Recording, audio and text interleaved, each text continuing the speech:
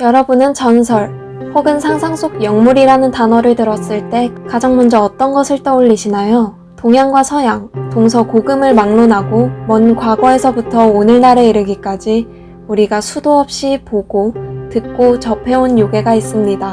한 구독자분의 제보로 준비한 요괴백과사전 세 번째 이야기의 주인공은 바로 용인데요. 오늘은 그 용 시리즈의 첫 번째 이야기로서 먼저 동아시아에서 전해져 내려오는 용과 그 특징에 대해 알아보겠습니다.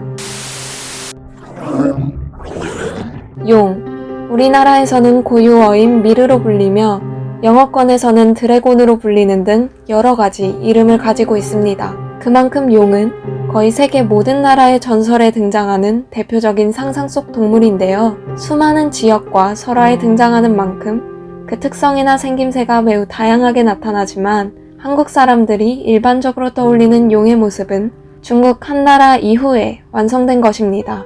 낙타의 머리에는 사슴의 뿔이 나 있고 토끼의 눈과 소의 귀를 하고 있으며 뱀 형태의 몸통에서 배는 큰 조개, 비늘은 잉어의 것을 지녔고 발톱은 매, 주먹은 호랑이와 같은 총 9가지의 동물을 합친 모습을 하고 있죠. 다양한 동물의 모습이 합쳐진 그 외양과 같이 동아시아에서 용은 뛰어난 신의 능력을 가진 것으로 묘사되는데요. 입에서는 불꽃을 내뿜으며 날씨를 자유롭게 조절할 수 있고 하늘과 땅속을 순식간에 자유자재로 넘나들기도 하며 심지어 그 몸의 크기와 형태는 뜻에 따라 원하는 대로 바꿀 수 있다고 합니다. 특히 용은 물고기나 뱀 등 비늘을 가진 460종류의 동물들의 조상으로서 그들이 살고 있는 물속을 통치하는 수신으로 여겨지는데요. 그리고 이러한 용의 특출난 능력은 모두 여의주라 불리는 신비한 구슬의 힘으로 발현됩니다.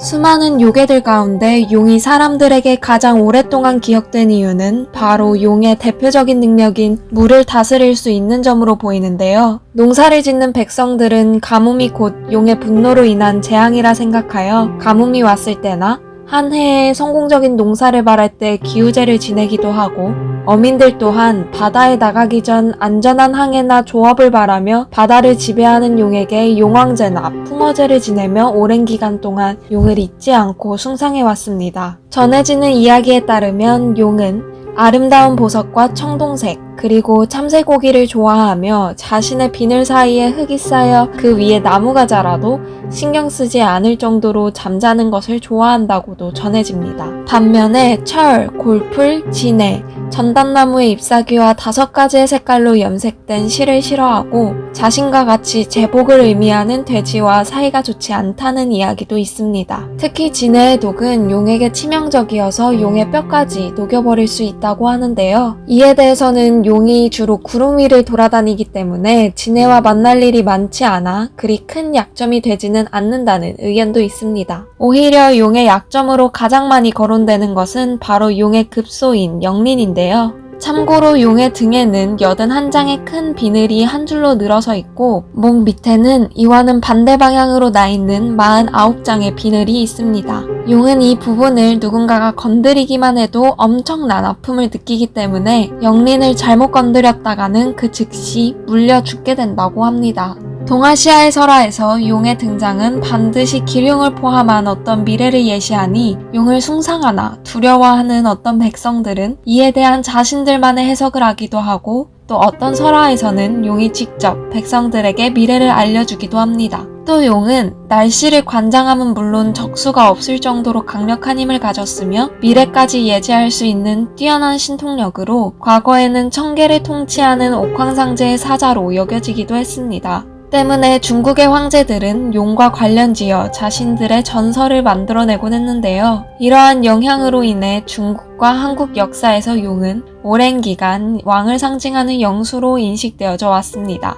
이는 황제의 얼굴을 용안, 옷을 용포, 눈물을 용루 등의 단어들로 표현한 것만 살펴봐도 확실히 알 수 있죠. 동아시아에서의 용에 대한 인식은 중국 문화의 영향을 받은 용이 불교와 함께 전해지면서 형성되었다고 볼 수 있습니다. 때문에 한국과 중국, 일본에서 바라보는 용의 생김새나 특징 등이 매우 유사한 것이고, 다만 한국에서는 뱀이나 이무기가 천년의 시간을 거쳐 용이 된다고 보는 반면, 중국에서는 용과 뱀을 이런 상하관계에 두기보다는 확실히 다른 존재로 인식하고 있습니다. 그 예로 갑골문에서도 용과 뱀이 분명하게 구별되어져 나타나고, 십이지신에서도 뱀과 용을 다른 동물로 보았다는 점을 들 수 있죠. 이렇듯 같은 문화권에서도 용에 대한 인식에는 조금씩 차이가 존재하고 있으니, 그렇다면 동아시아 문화권 밖에서의 용은 사람들에게 어떤 존재로 전해질까요? 오늘의 요괴백과사전은 여기까지이며, 다음 영상에서는 동아시아의 용과는 다른 서양의 용에 대해 더 자세히 알아보도록 하겠습니다.